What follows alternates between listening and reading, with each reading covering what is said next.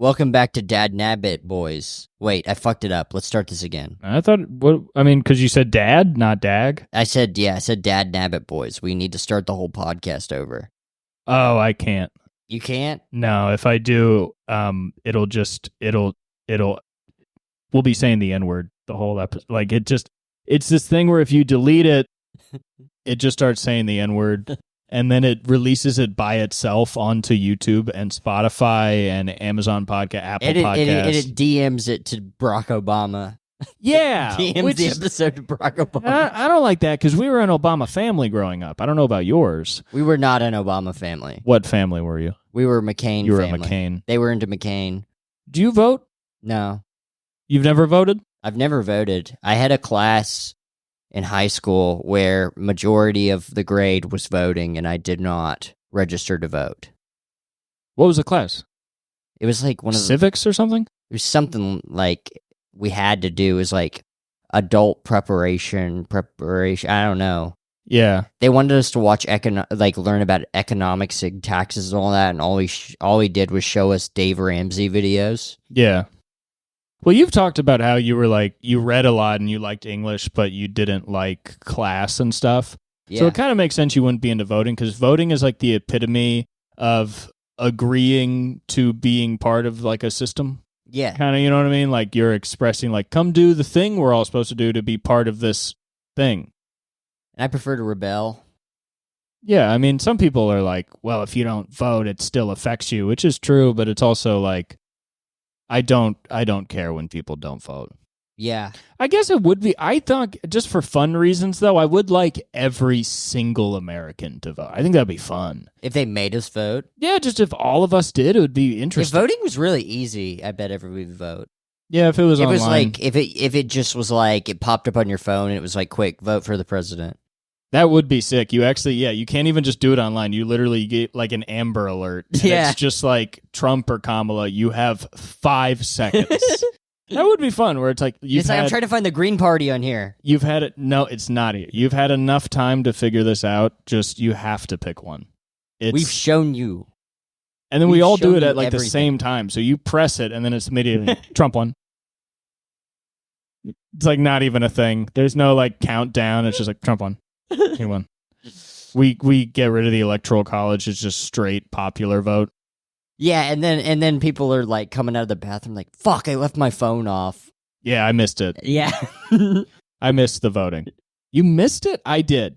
I was taking a nap, and it lasts for 5 seconds, which sucks because I've been educating myself all of this election. I was so excited to vote for Kamala, but I guess Trump is president now. Well, American election cycles. Kamala's the party of naps. Of midday naps. Fuck, we all napped through it. She was going to get a lot of unemployed votes, but they were all taking their daily 3 p.m. nap, and they missed voting completely. And now Trump is the president. Kamala got 0 votes because every person was taking a nap. Yeah. Trump got 400 votes and won. Yeah. Trump got only 400 people out of the 300 million in the United States voted. So it was not a good turnout. Turnout was worse, actually. We thought putting it on the phone would help it, but we only gave them 5 seconds, and a lot of people just simply had their phone off. Or they were taking a nap, or they were jacking off. We didn't realize how many people are trying to get away from screens. We did not realize that when somebody is jacking off and then the vote pops up, they're going to click the X. We should not have kept the X. Do you remember that Michelle Obama had like a get out and play campaign? Yes. What a vague idea. Just go outside. Her whole thing was just go exercise for an hour a day. She was like, just go outside for an hour a day, which is like, it's not something you can tell the whole country to do. Like, it's just so like obviously the right thing to do. It's like telling people to drink water. It's crazy because all of the McDonald's are outside of your house. Yeah. Your house has no McDonald's in it. Do you think there was one guy that was like, I'll get out, and every day would just go to McDonald's I think that was like a lot of children. It is funny to be like, so to address like the childhood obesity crisis, we're going to tell them to go outside.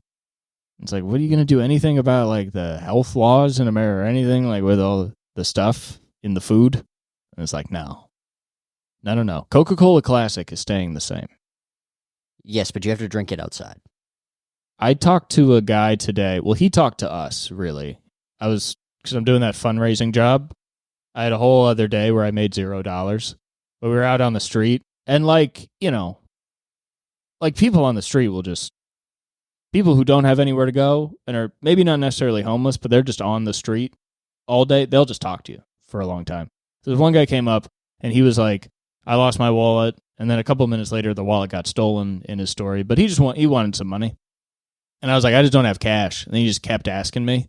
And he was like, I think there's an ATM inside this coffee shop, and there wasn't. But I thought that was a cool suggestion. Where I was like, I don't have cash. He's like, you can go in there. I'll watch all your stuff. He kept saying that. He was like, I'll watch your stuff. You just go in there, get that. And I was like, I have these iPads from work and stuff. And I was just like, it's just so funny because you're like, I can't letting a stranger watch your stuff defeats the whole purpose of trying to keep your stuff. It's like, I don't know you.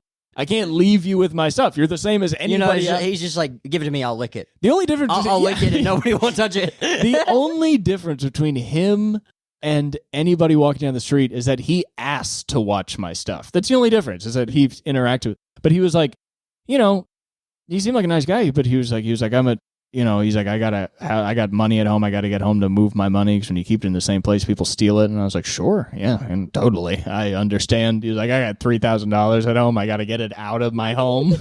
His issue. He said, I got to move money. Yeah, he was like, I got $3,000 at home that needs to not be in there, or at least no, it wasn't. He needed to be there because he thought if he wasn't, it would be stolen. And I was like, totally, I have the same problems, but.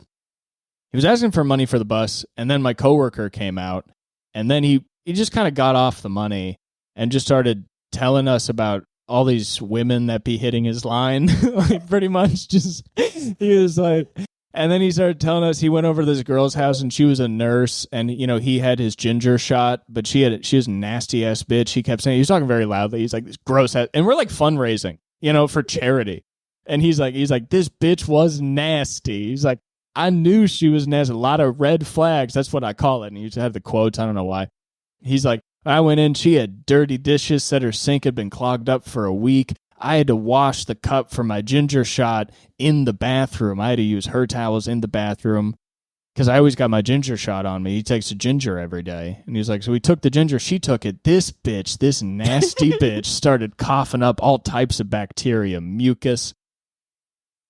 And she was like, you just mad. And I was going to leave. And she was like, you just mad I ain't giving you this pussy.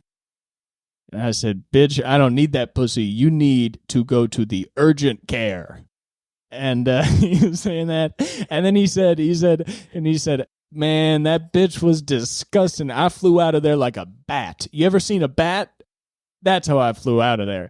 And he goes, it's Halloween. That's why I'm saying that. I flew out of there like a bat. And then he kind of like, waved around, and he was in a Josh Allen jersey. Unfortunately, not an OJ jersey. He was like, he had a ring. He's like, you see what that ring says? Jesus. He's like, I'm protecting you. And he was like, I like smart bitches, like a bitch that always got a book in her hand. DA, she's a prosecutor, puts people in jail. 85% served. Like, he kept mentioning 85% of a term served, and he was like. And he was talking about knives, and he was like, well, sometimes people got to go to jail. It's like, if I stab you 2 times and I stab him 4 times, he said that to me, and then my partner, he goes, if I stab you 2 times, I stab him 4 times, I go to jail 13 to 15 years minimum, 85% served or guaranteed or whatever. Kept focusing on 85. And he had computer duster in his back pocket. And you know what I noticed? Because have you talked to people that have like done too many whippets and stuff? I've talked to like jam band people who have just done too many whippets. Them, some of them, yeah. But it's like if somebody's done too many whippets, it's like not exactly methy because they can have like a through line, but they just don't stop talking. And then he just talked to us for like I went to the bathroom, came out, he's back, and like I came out of the bathroom, he was like, yeah, they got a bathroom in there, straight to the right. It's a good bathroom. It's a nice bathroom. It's clean. I was like, it is a good bathroom. It was just a conversation, where you just go, yeah. Yeah. It's also terrible for fundraising because you can't talk to anybody when this guy's being like, this bitch was nasty. You can't be like, hey, we're talking about trans rights, Dan Damn. You would have loved him. Yeah. Yeah, that guy sounds awesome. But it was funny because Did you get a name? He told me, but it was kind of hard to hear, and it was not a regular name. But it was What funny. part of town was it? We were in NoHo. Oh, okay. He was trying to. He has 2 houses, one in Lancaster, one in Long Beach, because he wants to be far away from all the bullshit. We were saying, if you want to come to see me, you got to come a long way, because we try and stay far away. Me and him and his brother, they got 2 houses. But it was funny because he was asking for money, and I was like, yeah, I just don't have cash, man. And then he started talking to us, and he was like, you see, I'm smart.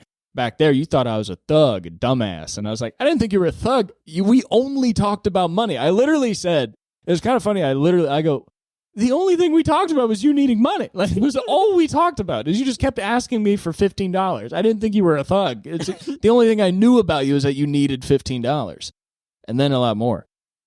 But he did that thing where he was like 6 feet away, and then he was like, hey, you have money? And I was like, what? And he said it. And then he just kept talking, but we were like 10 feet away at first. And then he was closer, and then he was up there. Damn. He was like, I just bought this hat for $40. It was like an American flag cowboy hat kind of thing. Damn. I mean, it seems like working the streets of LA sounds hilarious. Yeah, I mean, it's funny. It's like I'm very off-putting. The guy I'm with, nice guy, blue eyes, he got 3 donations. Literally people that like said no to me and then would come back and they talked to him. He had blue eyes? No. My partner, I'm saying, people like him more. Because he has blue eyes? Well, I don't know. I'm just giving myself reasons to think somebody's better than me. So that. But I'm just Is he out there. taller than you? No, we are the same height. Interesting. But his life is probably better.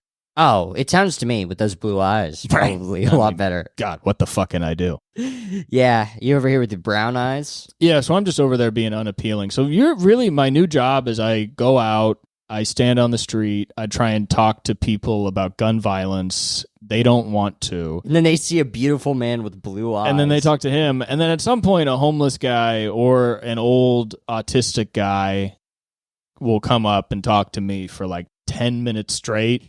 Just about everything. And, the guy I was talking to today was cool because he was telling us he's the real deal. Oh, he was telling us about the one bitch. And we'd be talking, like, they're hitting my line right now. He's like, I got Alondra in South Central. I got Deandra in Long Beach. He was mentioning other people. And then he was like, yeah, this bitch. He was like, I kept $900 and it was a specific grocery store. He's like, I got $900 in a Food Mart bag, and I hid it in her place because I don't like banks. And he was like, I went back there, and, she thought she was hot shit. But when I went there and I took my money back and all my food back, I stripped her like the LAPD. I strip searched her like the LAPD. She didn't have shit because she was fucking with the real deal. So, it's cool. It's cool. It's cool. And, I don't... You should have just been like, hey, man, take my job for a minute.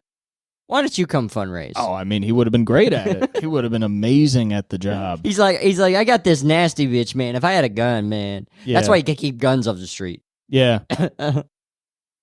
Yeah, at the beginning of the shift, there's another homeless guy outside the place, and he was asking every single person that walked by for a cigarette, which I thought was, I guess, just makes sense, because if you're homeless, you're like, and he was right a few times and, like, got cigarettes. But homeless people are very bad for fundraising because, like, somebody would just, if they're like, well, wait, why would I give you money? There's a homeless guy right. You know what I mean? It's just like, it just feels crazy. And you do feel like an asshole to be like, why don't you donate to us? There's this homeless guy who would hang out at my job, and I'm pretty sure he had Down syndrome. And you've told me about this homeless guy before. It's the first time you brought up that you thought he had Down syndrome. This is a different homeless guy. Okay, so he's not the one that would drink coffee in the lobby? No, there was a bunch of homeless guys that would drink coffee in the lobby. Oh, I didn't realize that. That's such a funnier story. I always imagined a quiet car dealership and then just one guy, but this is just like a fucking ER. No. There was characters. The one I knew the longest was Shine. There's this guy, I'm pretty sure he had Down syndrome. What was his name? I don't remember. Dull or something? Not the opposite of Shine? Yeah. Whatever, you get it. Because Shine was real smart. This guy had Down syndrome, so he's dull. But this guy, he would always ask people for cigarettes, and then you give him a cigarette, and then he'd pull out a pack of cigarettes that was full, and then he'd put the cigarette in the pack. He's like, this is for later. Right. I mean, that is what you do when you're homeless. Yeah. I guess maybe some of them are like, well, I don't want to show people. This guy today, a guy walked by and he asked him for a cigarette. And he's like, I'll give you the rest of this pack for $1. And then he gave him the rest of his pack. And then he said, don't go to jail with them YNs. Because I was in there and they're crazy. It's interesting to hear like mid-30s or just older black people talk about the youth. Because they're like, they are fucking insane. They almost talk like old white Republicans. Yeah. Where they're like, the young black people are dangerous. I had an Uber ride one time. The black people are scared of the black people. I had this Uber ride one time in Chicago, and the guy was telling me about how he wants to run for office. And he had this plan that he outlined, and he gave it a name, but I don't remember what it was. It was like the Chicago plan. No, it was like responsibility check. There's got to be a responsibility check. So if your children go to prison, you don't get your welfare. That was his plan. Cool. Oh, cool. To punish, I guess, poor people for... He was like, yeah, I grew up in South Central. Or not South Central, the south side of Chicago. And I didn't fuck with that gang shit, is what he said. Okay, it's always weird. Can I bum us in? Yeah, those guys are always interesting to me where they're like, I grew up in a shitty place, but it's like the real thing is people got to make their own changes. You know what I mean? They have like no sympathy and they don't like social welfare programs. But then the guy saying that, it's like, yeah, but you're not even doing that well. Yeah. You're a Uber driver where it's like, if you had the same disposition you have and you grew up in the same community, but like going to college was more of an option and like other shit like that to like get you in a place you want to be was more of an option, that you might have done that. But you know what I mean? I just feel like a lot of people that are like, well, you know, I didn't do any of that and look how I turned out. And it's just like, yeah, I mean. Well, he had a PS5 is what he said. And he loved comedy. And he listened to the comedy stations. And that he had an idea on he wanted to start an Instagram channel because he wants to be famous more than anything. Okay, so like that guy was born in a shitty area and he resisted. You got to move the mic when you're doing. You got so much gas. You have barely any. I mean, your life sucks because you have no gas. From picking you up to now, it's still going on. Yeah, I don't think it's clear. It's almost 12 at night. I'm currently downloading Elden Ring on my roommate's PS5. Is that what you're thinking about right now? I'm thinking about what we're talking about. Okay.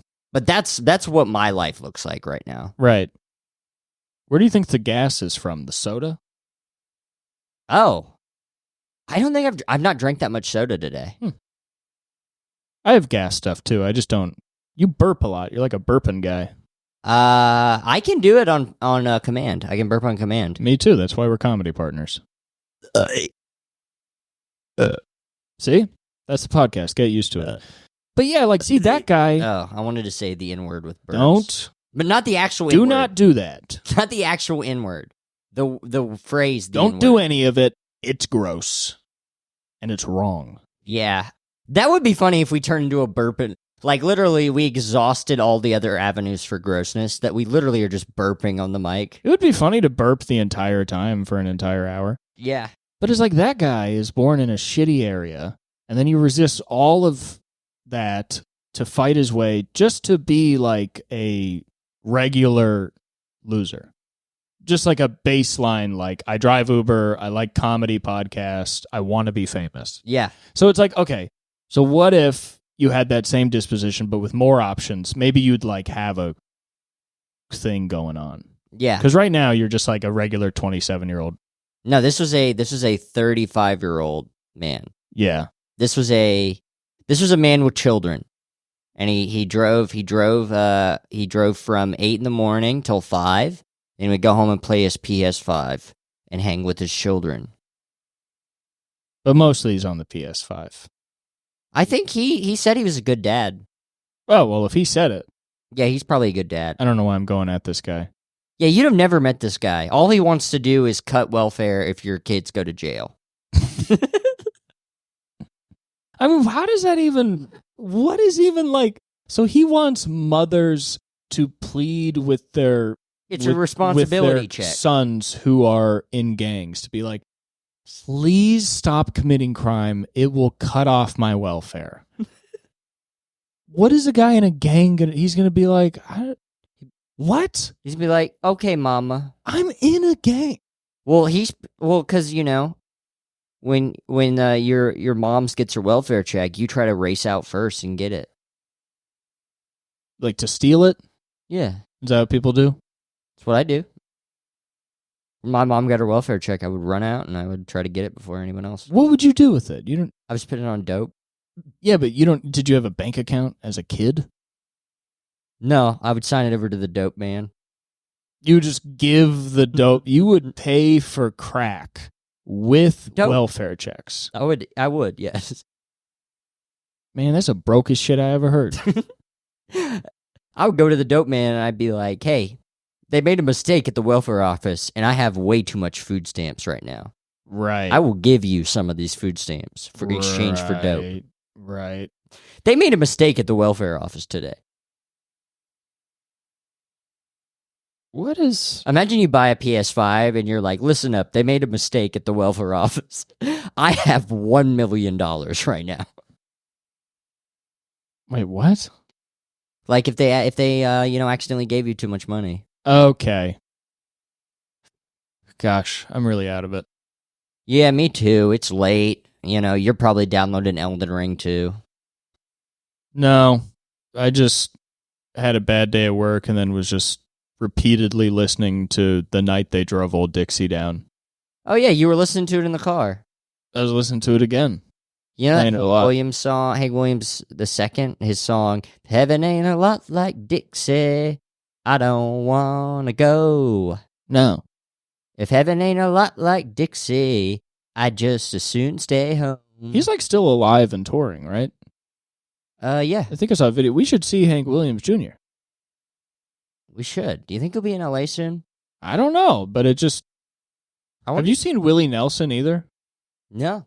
Those would be guys we should see because they could talk about it on the pod. Let's look it up. They could go any day now. And Hank Williams is still putting on a good show. He's still wearing the guitar strap the way he does, and he's like, "Argh." Yeah, let's look this up. People like him. Hank Williams Jr. is going to be in LA anytime soon. I mean, with the way our politicians are doing it, I'm sure he wouldn't even want to be, in this city, What do you mean? Well, the way what they've been doing with the homelessness, and they've been jacking it up. Yeah, I'd but imagine. Hank Williams Jr. is like super far left. Like way more than me. Like he's like... No, Hank Williams Jr. has that song about He's a socialist. Oh yeah, you're right. I forgot about that. Yeah, he's a communist. He talks about like watching like Richard Wolff lectures and stuff, and he's like... Well, he was talking about how he loved how Chairman Mao beheaded all those landlords. Yeah, he even likes like the ills of communist leaders. Like, you know how people that don't like communism will be like, oh, well, Stalin killed all those people because of communism? Like, they just kind of blame all the shit Stalin did on communism. He does that, but he just likes it. Yeah. What song does he have, though, that you were He has gonna that say? song, Country Boy Can't Survive, where he's just talking about, like, that his friend got murdered in the city for $48, and that's why he doesn't want to be in the city.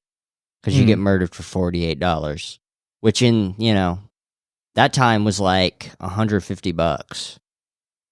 I feel like you could definitely get murdered for $150 in the country. $150 could buy you a lot more stuff in the country. Yeah. You can repair your lawnmower. Yeah. If you had a bunch of money, would you stay in LA? Yeah. I mean, if I had a bunch of money, I'd probably want to get like a house with like a pool and shit. Where do you think you would live in LA? I don't know, just wherever I could have a nice place that has what I want and is as cheap. Oh, you know what I would do, actually? I would love to have a condo in like on Hollywood Boulevard.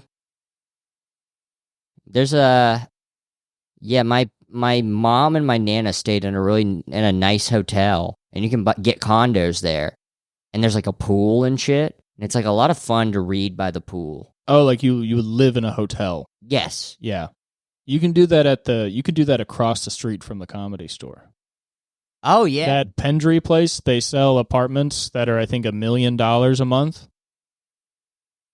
A month? Yeah. Jesus. So how much do you make a month right now? Less than that. Probably like $2,800. Okay. But, I mean, if you started touring... Yeah, I could probably get that up to... If you do a stadium, if you do like 2 stadiums, I think you can net $1 million. But a month? Or an arena. If you do an arena... No, but I mean... You make like $500,000. So if you did like 2 arenas a month, you would probably be able to make that rent. But then there's other shit you have to buy too. I looked up how Like much... groceries. Wait. How much... When you buy a condo, you just buy it once? I assume, right? I think condos work pretty much the same as houses. So, yeah, I mean, if you just got a condo on Hollywood Boulevard for like, you'd probably get it for $1 million. You can also rent condos, I get. It's the same as you can rent a house. But I think, yeah, people buy a condo on Hollywood Boulevard, but in a hotel. The Roosevelt, right? Not the Roosevelt, maybe like the W or something. Oh, it was right. You said the W. Wow. That really is where you'd live, in a hotel on Hollywood Boulevard. Yeah. No, but in a good way. Like, you do know how to appreciate LA in a way that you like LA so much. You want to live in a hotel on Hollywood Boulevard, which some people would consider hell. Like, some people, if you told them, like, would you want to live in a hotel, wait for it, on Hollywood? You're right across the street from the Grauman's Chinese Theater. You live above, like, you would walk on the Walk of Fame to, like, get coffee. Yes. I think that's good. Like, right next to people, like, literally smoking fentanyl. Yeah. No. Every day. But you have a real appreciation for LA because you can be like, it is sick to walk on the Hollywood Walk of Fame to get your coffee. Yeah. And I know there's homeless people there. Yeah. That's part of this place. Mm. They're here. So you don't have any... You were a good guy to move to LA because, like, some people move here and then they're like, oh, it's not, like, really clean and awesome. You know what I mean? But you got here and you're like, this is so gross. The literal first thing I saw when I got out of my Uber, the very first time I visited LA, I stayed in the building you used to live in. Yeah. And the first thing I saw getting out of the Uber was a piece of human shit, like very close to your door. Oh, like in the hall? Or the gate to get in? Yeah, near the gate. Homeless guys would shit over there because it's blocked. Yeah. That is so funny. I guess, like, I don't know why we would have talked about it, but you are such a good guy to move to LA because, you know, you're just able to see fucked up or gross shit and understand that it's fucked up and gross, but also think it's very funny immediately. Yes. So much of walking around LA is just you being like, ha ha. Yeah. Like, the city's just hilarious to you. I like the chaos. You moved to LA and you were like, this is the funniest city in the world. Yes. Yeah, I also like the chaos too. I mean, yeah, that's why I don't have to explain it to you, but it is hard to explain to people when people come and be like they'll mention stuff like, yeah, like LA, like it's just a horrible homelessness problem. It's so fucking dirty here. And you're just sort of like, oh yeah, 100%. It's almost like, I can't even believe you're mentioning that. Yeah. Like, oh, all the horrific problems that plague this city from beginning to end? Yeah, I think I saw the most disturbing thing I've seen in LA within a week of getting here. I don't think I've ever seen anything more disturbing. Is I saw a woman, she had just shot up, she was nodding out. This was in that, this was down the street from where you used to live. You know, that street that's, that big college right next to where you used to live? Yeah.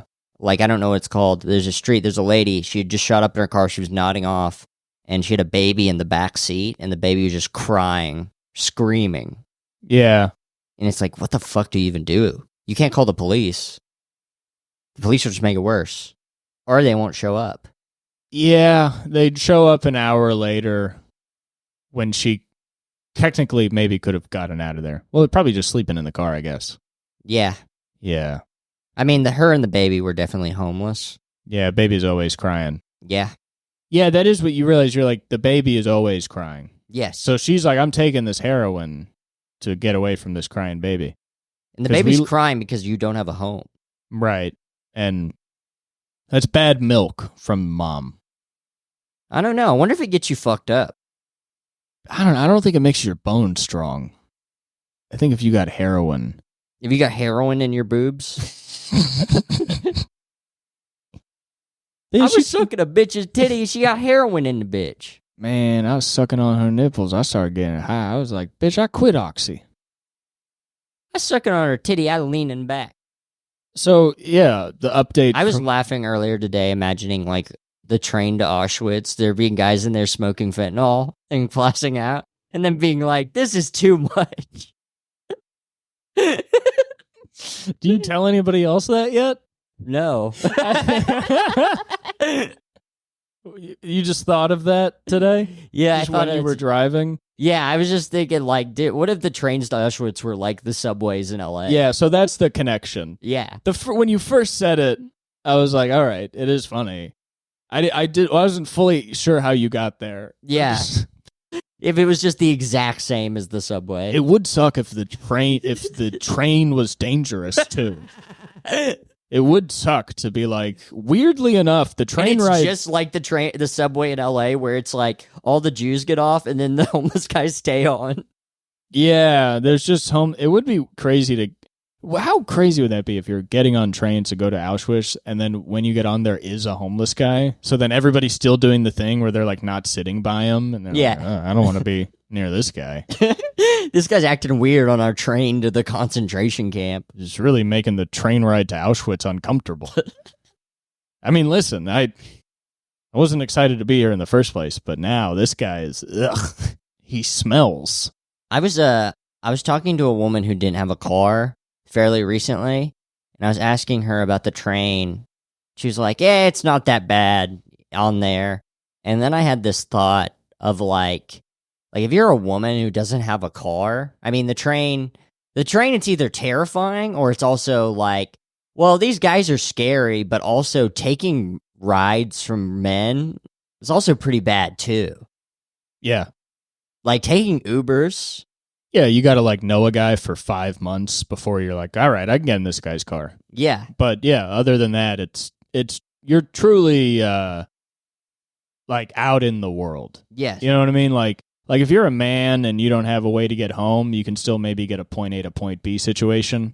But with the lady, it's like, not only do I have to get home, but I have to like fight my way back. Yeah. Like I will encounter one person along the way who wants to fuck me. Yeah.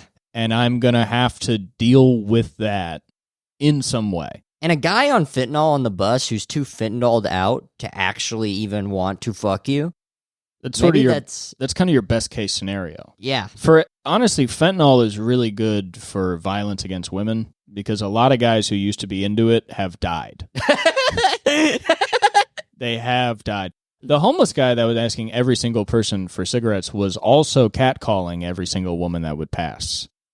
He was like, when are we going out to dinner? And it's like, I don't think they're stopping. It's so interesting, the homeless catcalling. I think that's the same as like homeless jaywalking, where you're like, I just don't give a fuck. Yeah. This is stuff I just want to do. Yeah. So I'm doing it now. Where it's like, it is just kind of living life with no expectation anymore. Of just like, yeah, it doesn't matter what I do. Yeah. It is funny. It's like how often, even back at home, it was like you just see homeless people walking across the street. Well, it's like somebody becomes really powerful when they go from like, oh, nobody cares what the fuck I do to nobody cares what the fuck I do. Yeah. You know what I mean? It's a big difference to be like, oh, I'm worthless to the world. And then another to be like, I literally, like, what? I can't do anything wrong. I feel like, though, also if you're homeless, if you're catcalling women, it's like, people are also kind of like, well, he's only catcalling women. It could be worse.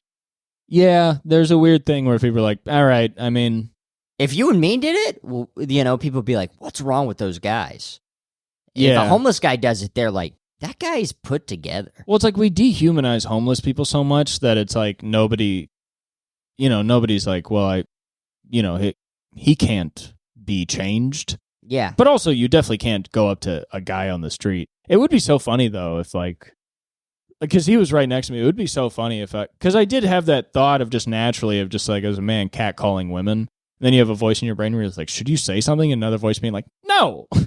What would you say? Yeah. This homeless guy, this is the best part of his day. He saw a lady and he yelled at her. This was the highlight of his life that will end in 5 days. And the person who does it will never be caught for it. But yeah, it's like, it would be. You have so much gas. I also ate. I ate Denny's today. Oh, you ate Denny's. Yeah, that explains it. All right. I went to Denny's with my old roommate Mikey, and a bunch of our other friends, and we yelled at each other in the Denny's. Why? Because that's what boys do. They yell at each other. Like in a good way? In a good way. We kept calling each other ugly and fat. Yeah, why do young guys talk so loud? We wanted to dominate each other sexually, probably. Yeah, I don't talk loud, but all my male friends my age just talk loud in public. Yeah, I was talking really loud, and I was also saying stuff that you shouldn't say loud, very loud. Yeah, I remember I think we might have talked about this before on the podcast, but me, you, and Mikey, we were at Carney's, and you guys were just both loudly just talking about anything. Just Mikey was just like, this bitch is crazy. You're like, yeah, man, girls are weird. And I'm just like, why are we yelling? Like, this place, the restaurant we're in is a train car, too. So it's just the whole car. And I go out with my other friend. He doesn't do comedy, but he talks so loud just about women's assholes and shit, just about fuck. Because I hang out with my young friends who are getting pussy, and they just tell me about getting pussy so loudly. They're yelling across the room like, I stuck my tongue up her fucking asshole. Yeah, in a family restaurant. There's little kids what next time by. Were you there? 10. Menaces. I mean, there literally was a point where somebody told a story about his cousin licking somebody's asshole and then getting E. coli because he didn't wipe his ass enough. Yeah. While we're eating. It's just weird you get quieter throughout life. Because, when you see an old person's table, it's like, how when you look at a group of old they got people, nothing to say. They got a lot to... you see a group of old people out eating, though, it's like you don't hear them talking, but you see them. Where it's like you see their mouths moving and stuff. You can tell they're speaking, but you just can't even hear it. And then young people are so... why is that? I think we just have a lot of energy. But what is the... yeah, but what is like the... It's our testosterone. Why do young people not give a fuck about being loud in public, though?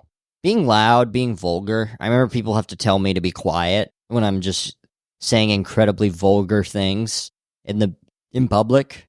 I mean, you've had to tell me to be quiet when I was just talking about something incredibly graphic. Yeah, but you're laughing because you're doing it. Yeah, you like it. I don't really think you're like unaware if you're saying something loud wildly. Yeah, I mean, most of the time when I'm just like, all right, okay.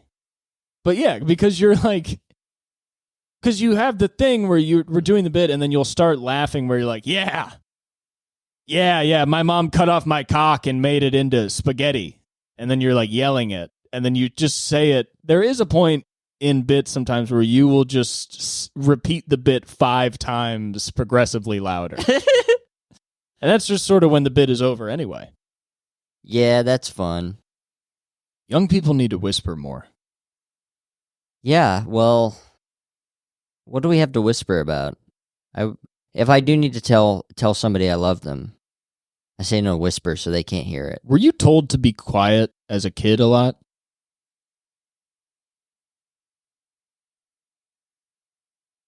Huh. I think so.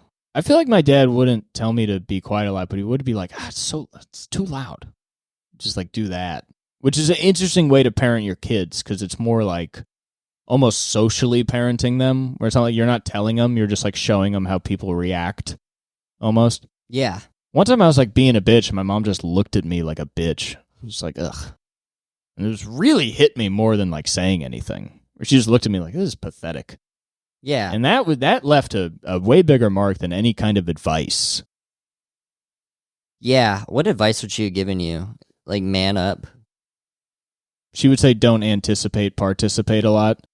When I asked her how she dealt with her father killing himself, she said, I just learned to not take things personally.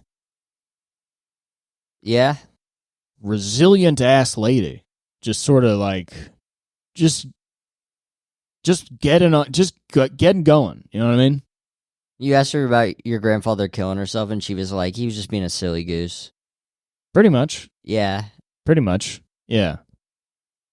She said that she was his favorite. Oh. And it didn't help. Well, I think she was just the nicest to him. Because, like, the way the rest of the family talks, like, he's a fucking asshole. And she's like, nah, I mean, he was not a good dad. Like, she'll admit, though, she was like, he was a bad dad, and he was very bad to us in a lot of ways, but it was, he was mentally ill. Yeah. If you're, like, bipolar in the 60s, and you're, like, bad at business because you're a bipolar alcoholic, so you're just known as a guy that, like, he can't keep a job. That's the only thing you're known for. That would be so wild where people don't even consider mental illness, where, like, you're just known as the guy who can't hold down a job. That's, like, your problem. His problem is he's bad at having a job. It's not that he's a bipolar man in the 60s. That must be so wild. To be, Well, yeah, I mean, if you try to get help, they just take you to the least sanitary place you've ever been, and they shock you. And if they don't shock the crazy out of you, they drill a hole in your brain and take out the part of the brain they thought was fucking you up. They electrocute you and don't allow your family to come see you. They electrocute you and then drill a hole in your head. That's what happened to my grandma. Her dad had a schizophrenic break at like 45 in like the 40s. And so they just put him in a mental asylum, and back then they thought it was bad for the kids to see their parents, so she just never saw him again. Jeez. Isn't that crazy? You can laugh. Damn. It's wildly fucked up. Yeah. Like, yeah. it's so funny. I mean, it's not to be like Captain Hindsight. I don't know if I would have been any smarter, but it is funny to be like, okay, so this guy's mentally ill, but really but they go fully away from ever thinking of getting him back to normal. Mm-hmm. So they just drop that part. So then it just opens the door to be like, okay, he's mentally ill. Well, instead of like rehabilitating and getting him back to his family, let's lock him up. He can never see him again, and we will just shock his ass. Yeah, and he's in there. He thinks he's a Happy Meal toy in there. Yeah, we got to stick a needle through his fucking eye and mush up his brain a little bit, because this guy is annoying as fuck. And we want to kill him, and we're pretty much just going to kill him at some point. That is so crazy. It's like you would go to a psych ward, and they would just torture you until they were like, well, he's been here for 5 years, so we can kill him. Yeah. Like, we guy can light him on fire. Yeah, this guy will just not wake up tomorrow, or we'll take him in, and we'll be like, oh, we just shocked him too much.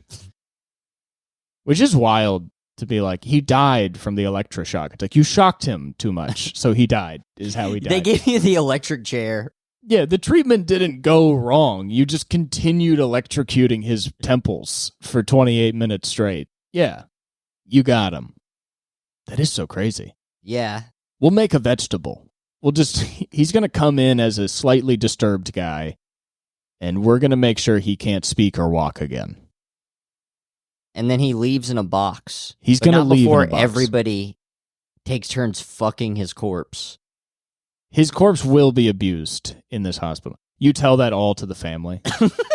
Okay, so your father, she was probably I think she was like 5 at the time. Yeah. Wildly traumatic. So she's 5. It's the 1940s. She's like, okay, so your father, here's what's going to, just so you know, you're never going to see him again, first off. He's never going to see your mom, nobody ever again. He's never going to see him again. And we're going to shock him every day for about 5 years, and then we are going to murder him. We are going to saw his head off, and we're going to throw it around like a basketball. Yeah. To do an experiment to see whether or not that helps. It's the 1940s. We're going to invent the dunk with your father's head in the mortuary of this hospital. And while we're playing basketball, people are going to come, and they're going to tattoo the word pig on his body, and then we're going to have sex with it. So I just want you to know that you have a lot of life to live. Yeah. We're gonna cut his eyeballs out, and we're going to eat his eyeballs because I've read in a book that if you eat somebody's eyeballs, that's where their soul is. I saw a movie. I watched Texas Chainsaw Massacre recently. It's in the 1940s. It came out. 1975. Yeah, definitely. But I was watching Texas Chainsaw Massacre, and I heard a guy say that cutting eyeballs feels like cutting cherry tomatoes, and I want to see if that shit is true. So I'm going to try it on your dad's eyeballs. Because he's all fucked up now. And once we kill him, he's more than worthless. By the way, he's not going to be buried in a normal cemetery. He's going to be buried like here. He's going to be buried in what we call the poop cemetery. We're just going to bury him outside. There's a big pile of poop, and we're going to put him there. We, all the doctors get together, and if we ever have to shit, we shit into a large garbage truck that is just dumped over bare bodies. Your father will not get a coffin, by the way. We wanted to let you know here at Shady Grove. Yes, we will be cutting off. We will slice off every part of your dad's skin, and we will run it. We will run it through a printing press, and we will be writing the entirety of the Constitution on it. We're also going to cut off his face and send it to you. Yes, you will be receiving 3 of his teeth. The rest of us we will eat. Oh shit! I'm getting texts from the group chat. They're probably trying to add on to the bit, and I don't want to hear about that. So, what's the update from last week on your new attractiveness to women? How are things going? It's all falling apart. Right. So, what does that mean? What happened? I went from a bunch of hoes to 0, and it just kind of gradually happened. It didn't really. It just kind of. I guess, lost interest. Did you go out with all these women? No, I just kind of gradually, just nothing really happened, and then now I feel like it's back to 0. You just texted It's them? really nothing nothing really changed, other than now I'm not really, I guess I maybe lost interest. Well, last episode you said you were going to have sex that night. It did happen, yes. So that happened. Yes. And then that has now ended. It's all over. Within a week. Within a week. You only had sex once. Yes. How was it? Have you had sex before? Yeah. It's kind of like that. Oh. So it was amazing. Yes. That's great. Yeah, it was incredible. You had some good-ass sex. I had some Cooper-style You sex. had some of the best sex you can have. Holy shit. Yeah. That is crazy. You was going wild in there then. I could fuck all night. If you was doing the shit that I do... How long do you think So you don't take meds anymore, right? Yeah. Did that fuck with your ability to come? No. Mood stabilizers don't really do that. So what I take fucks with my ability to jizz, right? Right. Correct. So I could fuck for a while. And unless my body gets tired, I can fuck for a while because it's like my dick's not shooting the cum into the pussy where it needs to go. How do women like that? It just depends. You can fuck a woman for so long that it's like she'll come a bunch of times, and then it'll be like if you just like tapped her, she'd be like too sensitive. So you make her come, and then she leaves feeling bad because you didn't come. Yeah. Sort of like a peak of a lot of coming, and then ends just with an awkward, like, I can't come. Yes. Yeah, sometimes. Does it always end weird? Kind of. Sometimes if I take meds for it, I can come. Like if I take because I have some like Viagra, Cialis type shit in my place. So if I take one of those, it's easier to come. Do you tell women that before you fuck them, though? Like, hey, I don't really come from these meds? Yeah.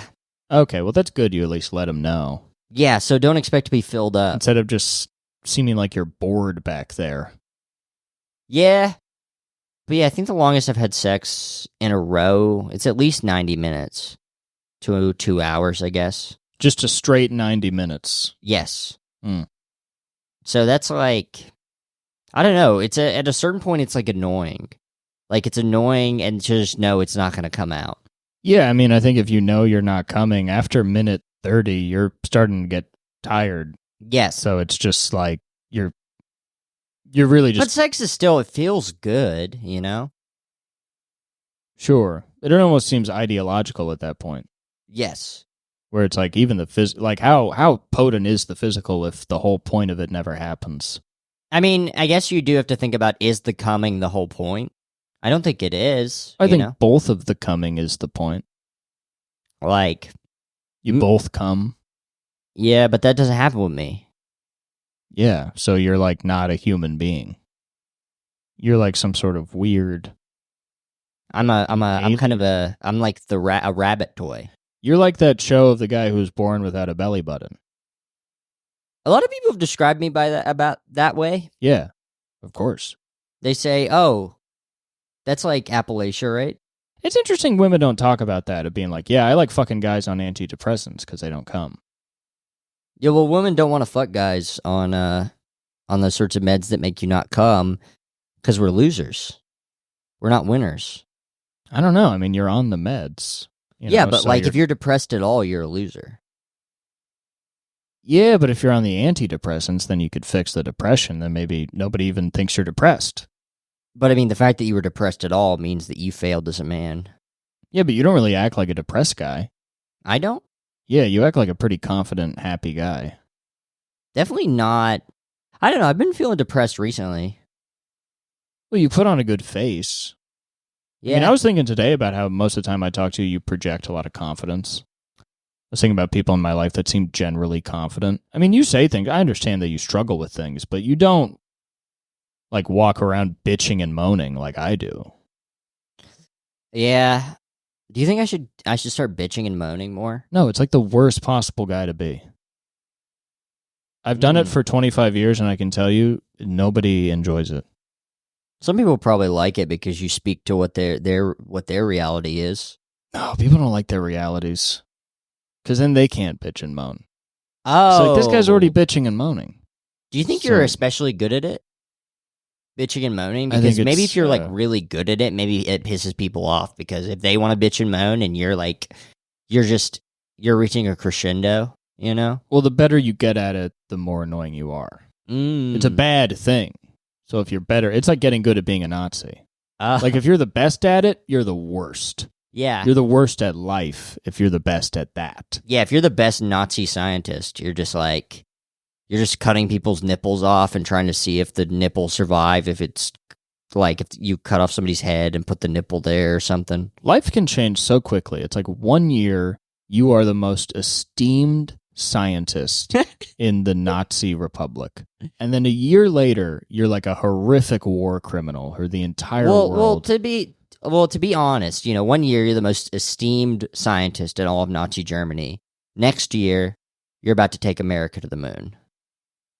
Yeah, I forgot about that part, how they all just went to the moon. Do you think they were trying to they found out it was bad to be a Nazi and they're like, all right, we're going to have to figure out how to go to the moon. They'll appreciate us there. We can do Nazi stuff up there. Don't worry. It's like it's going to be a 6-year downtime. I swear to God, we'll be on the moon doing Nazi stuff.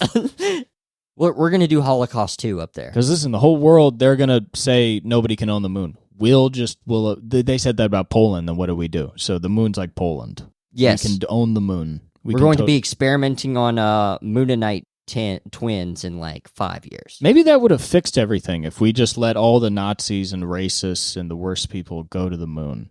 So if anybody gets too ramped up online and they're just like a racist white supremacist, then they wouldn't even think of it as getting out of society. They're like, fuck you, I'm going to the moon. And they would just leave. I guess that's what Elon Musk is trying to do. I think that's like the gayest liberal joke you could possibly make. What I just said? No, what I just said. Well, I thought about it. My tag was pretty gay, I guess. But the Elon Musk was, listen. But, that is so funny to be like, oh, you awful war criminal, you're going to the moon. Like, you're going to get to be part of one of mankind's greatest achievements. All right, it's enough sewing twins together. Now you're gonna be taken. Yeah, that'd be crazy if there was like an Epstein's Island, but it was the moon, and they were just bringing a bunch of twins there. to be sewn. Yeah, to be sewn together. That would be funny, because obviously the guys that went to the moon were the guys that were the rocket scientists, because they had the best rockets and they're very good at rockets. But it would be funny if the guys sewing twins together saw that and were like, oh, maybe we'll get some good oh, maybe we'll be. And then they're just like, no, there's nowhere for you to work. They're trying to nail twins to the side of the rocket. Yeah, they're like, maybe some good scientists, like, maybe we could put some twins down there. Maybe we turn twins into fuel. Listen, we brought one of the twin guys into NASA, and he suggested getting to the moon by grinding up as many twins as possible, because for some reason he thought that would be a better fuel than petroleum, which, I mean, this guy won't even accept petroleum as the greatest fuel. He thinks Jewish twins are the only way to get to the moon. I swear to God. It's a Holocaust-heavy episode. Well, because it happened. And and that's one thing the Dagnabbit boys need you to know, that the Holocaust happened. Yeah. Don't fucking watch 12-hour documentaries. Yes. Online. Wouldn't it be crazy, though, if, like, we record this low-energy episode, and then 4 minutes later, we just get a burst of energy? I mean, we probably will, because we won't be doing this fucking shit. Yeah. We'll finally want to be alive again. No. Yeah. Yeah, we hate this podcast. This is purely business. Yeah. I have no clue. All the good podcasts talk about how they hate it. Yeah. We should do that. We should act like we've been doing it for 5 years and now we're in and people are paying us to do it, and we have to do it. We should get right to the point of podcasts where it's like obvious the hosts don't want to do it anymore and are just kind of phoning it in. But we're just doing that for like 20 of our friends that listen. We're like, ugh, whatever. We should start a Patreon that's like reverse, where it's like you pay us and we block you. Give us your Instagram, and then we'll block you from the Dagnabbit boys. Give us $20 a month, and I swear to God, you will never see any of our fucking shit ever again. Well, yeah, we become like a dark matter version of famous, where it's like we're very powerful and very wealthy, but it is by... You'll have to watch us riff if you don't pay us $20 a month. Like, we're like, you know how like some people have the most followers? So we're like we're the least seen account on all of Instagram. We have, and you can't even, it's hard to find us. Like, we block people before they even know who we are. People hear about us, try and look us up, and they're like, they blocked me. It's like, yeah, that's how we do it. You actually owe us $40,000. You know how you haven't been seeing our fucking clips? You're welcome. We're going to, if you do not pay us, we're going to specifically DM you clips from this podcast. I swear to God. We'll give you unedited, unabridged, 10 minutes. Not the stuff I cut down into a minute. You get the whole thing. There's not even a thematic connection like There's the episode. None of it. Like when you cut the clips. It's not. It's going to be us. It's going to be us riffing, and then there's no quick cuts. We don't get to the funny parts of any of the riffs, too. Yeah. You say, like, wouldn't it be funny? And then it changes. We cut out the funny part. Yeah, like the part where you just sort of somebody proposes something, and then the guy goes like, huh? And then it ends. Yes. Like, I was thinking today, and then you say, oh, yeah, and then that's it. That's all you get to see. It's just stuff we've thought about today and other days. Wait. You know. Yeah. What if we edited a full episode, it's just conjunctions? Like, when we only say conjunctions, we just make that, and then we send it to people. And we send it to people. Send it to people, and we're like, all right, we started a Patreon. If you don't want to see any more of these conjunctions. I was just imagining a medical intern in Nazi Germany. Just the idea of him being like, scalpel, and you're just like, because he's not trying to help anybody with it. He's just going to cut a twin apart. It's like, scalpel, and you're like, ugh, God, I hate giving you the scalpel. I know you're just going to cut their penis off. Scalpel. Oh, God damn, what am I learning? You go home to your mom, they're like, how's the internship going? Yeah. The Nazi scientist is like, nurse, he's flatlining, and so you just take a big bat and you hit him on the head. Yeah, I mean, good. He's flatlining. Good. We killed him. You're like, oh my God. Oh my God. That'd be terrible. You finish your medical school and then you find out you're doing your residency at Dachau. You're like, fuck, dude. I have 4 more years of this. All your friends just work at a regular hospital in Berlin. Like, how's your internship going? You're like, we're killing so many people. We're saving a lot. And we're like, holy shit.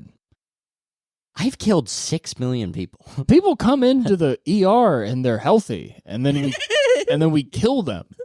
That's what happens at the hospital I'm working at. We gotta have a bizarro hospital here. We kind of got kind of a silly hospital. It's kind of like opposite day every day at this hospital I work at, because it's like healthy children come in and then we kill them. But before we do, we like sew them to a dead kid. And then the guy I work for is like, maybe the dead one will be alive. Yeah, maybe the soul from the alive one will move into the dead one. And even with his logic, they would only be half alive. And once again, I don't even like saying that, because once again, it doesn't make any sense. But yeah, I don't know. We got a laser and just cut through a guy's head today. And once again, he was totally fine when he came in, so... Yeah, a healthy guy, we cut out his eye and we replaced it with an orange. But then he doesn't get... And they wanted to see if he would see everything as orange. And he didn't. He just died. He just died He again. bled to death. Of course he bled to death. They shoved an orange into an open wound. He screamed. It was horrible. That would be funny. That guy doesn't get caught for anything, and then he like gets a job in a regular hospital, and he's like, this is so new to me. And they're like, how was your first day? He's like, I killed a guy, and they all got mad at me. A guy came in, and I was like, all right. I killed one of the staff. I was like, all right, here's my shot. You know, a guy came into the ER, and he was a lot less healthy than the other guys I've seen, so I thought it would be way easier. He was bleeding out, so I just let him. And then they got mad at me. He was bleeding to death, so I just watched it and allowed it to happen.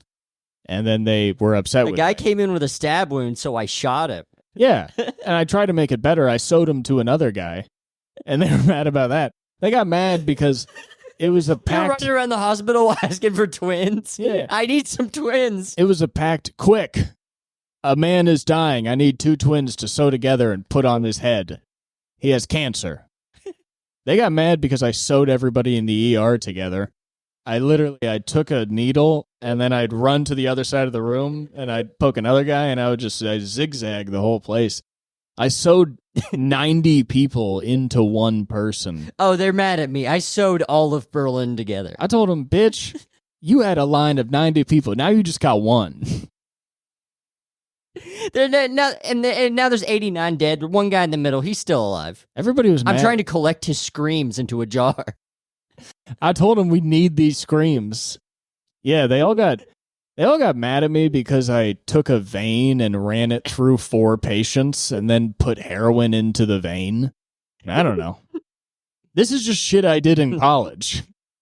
This is the my residency at Dagnabbit. I did a residency at Dagnabbit, and then the hospital goes... He's mad at me because I turned the garden into a mass grave. There's Where do we put all the people who died? Yeah, so where do you guys put all the dead people? They're like, oh, well, we have a morgue, and you're like, well, yeah. You go in the morgue, you start throwing the bodies on the ground. What do you do? Why are all the bodies not being fucked? Wait. You guys got like 12 dead people down here. Why aren't you sewing these to a kid?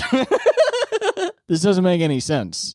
Oh, wait. All these guys' limbs are together. Let me get this hacksaw and we'll start moving the limbs around. I thought I was doing good in the maternity ward. I was sewing all the babies together. Oh, yeah, before a woman gave birth, I just sewed her pussy together, shut. The baby couldn't come out. I gave a newborn hot coffee to see what would happen, and my boss got mad at me. And I was like, I thought this was a research facility. But I found out that's not how it works. I cut a newborn's head off, and I probably flew in it to another newborn, and it didn't create 2 people. No, they just both died. I just killed 2 babies. I don't know. I tried swapping the heads. Shit didn't... I thought I got a medal last time I did that. I killed a baby, and then I put it back in a lady, and I don't know.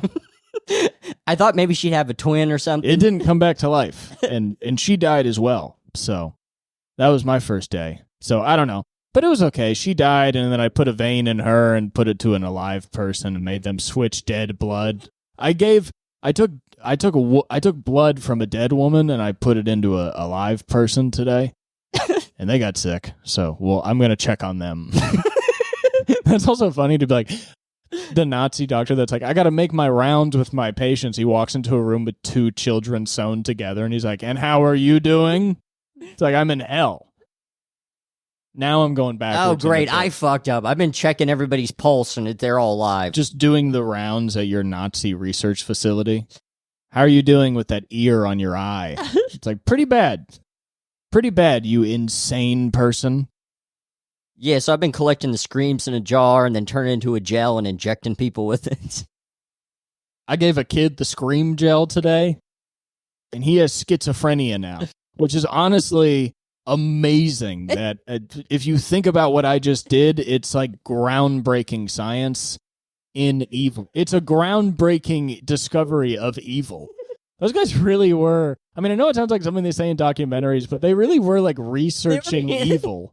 They were like researching Nobel Prizes in evil. Like they were like, what is even the point? I got a woman over and I put a bunch of rats inside of her, then sewed her back together, and the rats ate her entire inside. I can't even begin to imagine what they were expecting when they sewed two kids together. Like, did they? Nobody's that stupid that you just think you're like, well, this will work. And then it's also like, if it works, then what did you just do? You just made forced Siamese twins where you're like, in the future, you can force people to be Siamese twins. I mean, what were the I don't know if it's a little late to critique the Nazis' vision for the future, but it is if you think about it, you always talk about the Nazis' vision for the future of conquering the world. Yes, for sure. I cut somebody open and made their lungs smoke a cigarette. But nobody also talks about like their medical vision for the future of like, in the future, everybody will be forcibly sewn together.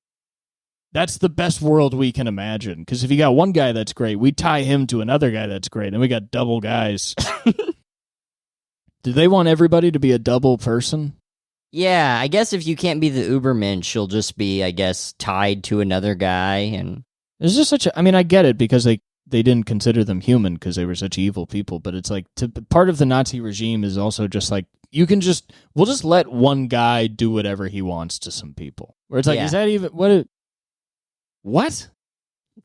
They just made him they just made him the doctor because he was the most evil guy there. I mean, literally, it's like, what? Like, what? Like, this is... But they decided he was the doctor just because he was saying the most fucked up shit at the meetings. Like, that guy talks... He just brings a... he's like, I brought my lunch from home, and he brings a sack of poop, and he's eating poop. Like, holy shit. This is an evil-ass motherfucker. We need him in our Dr. Murder wing. Well, he's just a murderer. I mean, that's the thing, is they're just like, yeah, this guy talks about cutting people open all the time. He should be the doctor. And it's like, no, that's just a guy that wants to murder. That's a guy that likes murdering people. That's all that is. Man, that's so crazy that they were like, we're a government, and it's just a bunch of guys that like murdering people. That's all it was. It was just 40 guys. And then they all went to the beach. They all went to Argentina and hung out on the beach. You know what's funny? How like a lot of those guys would like get caught because they would tell somebody. Yeah. Where it's like, just when I remember I watched a thing about like one of many Nazis that were caught in Argentina, and it was like, yeah, he like told his neighbor. And then his neighbor was like, what the fuck? And then just told somebody, and then like the fucking IDF like flew in and like, it's kind of sick. They like kidnapped him illegally. I support this kind of illegal action. Yeah. Apparently you're not allowed to kidnap a Nazi and take him back to a country to try him in a court in a country he was never born in. But they did do that. And I'm on their side. Listen, we've critiqued Israel in the past, but stealing Nazis I like. That's hilarious. To kidnap Nazis? Yeah, because he's like, my rights. And they're like, fuck you. Like, I just don't care. But yeah, this guy, he just like, it's so weird. They're like in Argentina, and then they'll just like be at a bar and they'll like tell somebody. And then the guy was like, what the fuck? Which is so crazy. I got to call the IDF. Like, you perpetrated one of the worst crimes in human history and you told somebody? There are people that kill one person and never tell anybody. This guy was part of an extermination. He told people. All right, well... Anyway, that was a fun riff at the end. The last 20 minutes was really... Yeesh. Oh my gosh, that's funny? That's funny to us? Yikes. Who listens to this? What kind of dark souls would be into There's that? A bunch of sickos. A bunch of smut fiends. Well, we'll be back in 2 years. All right, I'll see you.